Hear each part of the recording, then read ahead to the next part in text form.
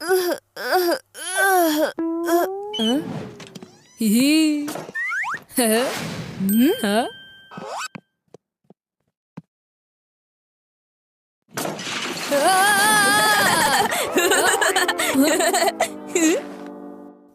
ভাইয়া, এটা কি কাবার্ড নাকি কোনো ভাঙ্গারির দোকান?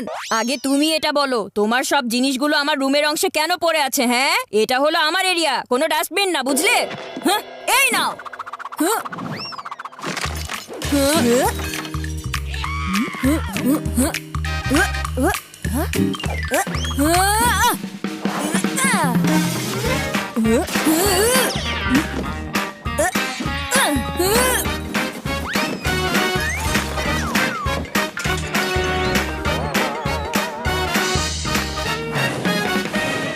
আমি তোমার সাথে এই রুমে আর থাকতে চাই না। বরফি, গেস্ট রুমে একদম যাবে না। আমি মাত্রই গেস্ট রুম পরিষ্কার করেছি। Guest room? আমি যদি ওই গেস্ট রুমে শিফট হয়ে যাই তাহলে এই ভাইয়ার হাত থেকে রেহাই পেতে পারবো। ও একটা নতুন রুম পাবো, আর কি লাগে? আমি যদি গেস্ট রুমে শিফট হয়ে যাই তাহলে এই বান্টির এসব ক্যাচ ক্যাচ থেকে মুক্তি পেয়ে যাব আর নতুন রুম পাবো। আর কি চাই? কিন্তু এটা এখন কিভাবে করব? আইডিয়া!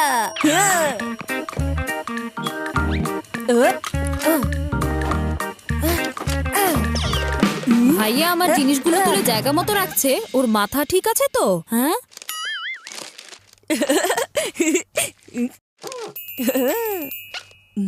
মা, জলদি এখানে এসো তো।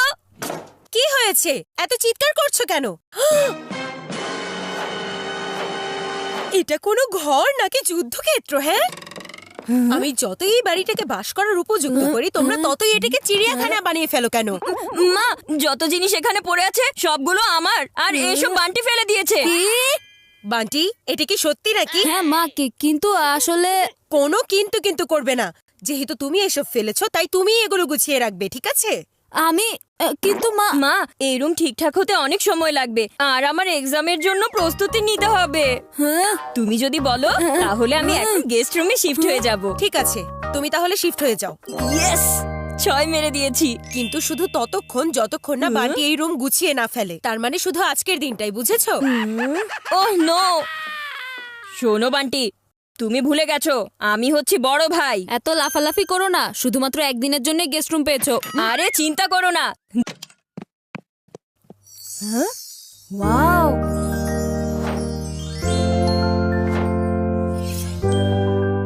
এইটা কি বিছানা নাকি ক্রিকেট খেলার মাঠ? আমার রুমের ছোট বিছানায় তো কোনো রকমে ঘুমাতে হতো, এখন এই বড় বিছানায় হাত পা ছড়িয়ে ঘুমাতে পারবো। দেখো দেখো, রাজার মতো খুব হাত পা ছড়িয়ে আছে। যতই হাত পা ছড়াও চিকু, তুমি রাজা হতে পারবে না।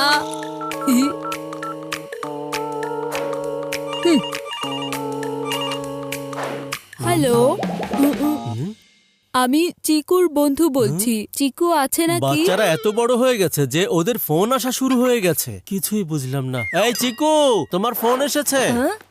এ কি আজব তো, মোবাইলের বদলে এই ল্যান্ডলাইনে আমাকে আবার কে ফোন করেছে? গিয়ে দেখি তো।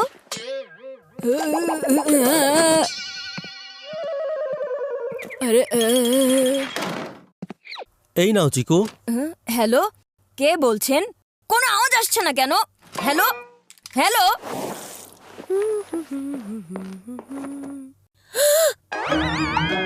এসব এখানে কেন?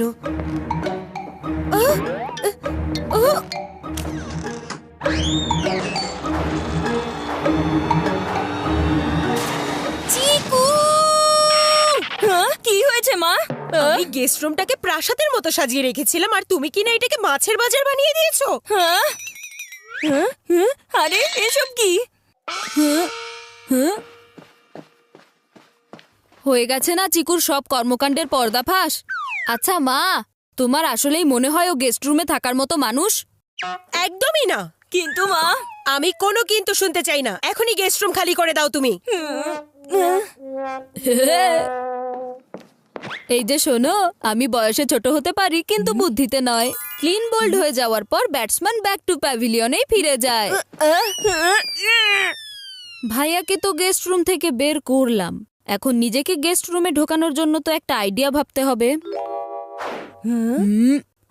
আইডিয়া!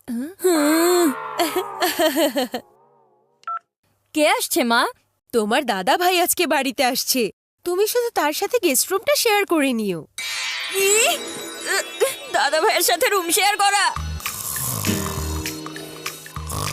উনি যখন শেষবার এসেছিলেন তখন ওনার নাক ডাকার আওয়াজে আমি সারা রাত ঘুমাতে পারিনি।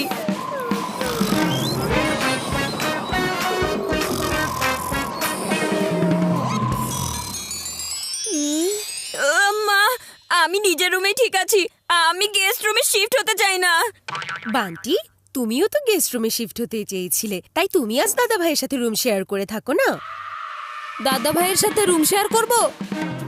দাদা ভাই তো ভোর 5টায় ঘুম থেকে তুলে এক্সারসাইজ করায়। বান্টি কন্টিনিউ করো। করছি, এখনই করছি। আরে না না না মা, আমি কোথাও শিফট হতে চাই না, আমি নিজের রুমেই থাকতে চাই মা। ঠিক বলছো তো? তোমরা দুজনে নিজেদের রুমেই থাকতে চাও? হ্যাঁ মা, আমরা এখানেই থাকতে চাই।